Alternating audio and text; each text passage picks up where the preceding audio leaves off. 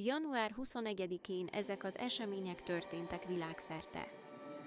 1793. 16. Lajos francia király kivégzése Párizsban, a francia forradalom egyik legdrámaibb pillanata.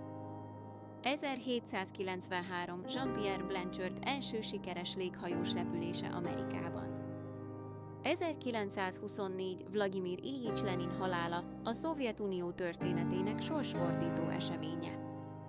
1941. megszületik Plácido Domingo, operaénekes. 1954. az USA-ban vízre bocsátják a világ első nukleáris tengeralattjáróját, az USS Nautilust. 1956. ezen a napon született Geena Davis, színésznő.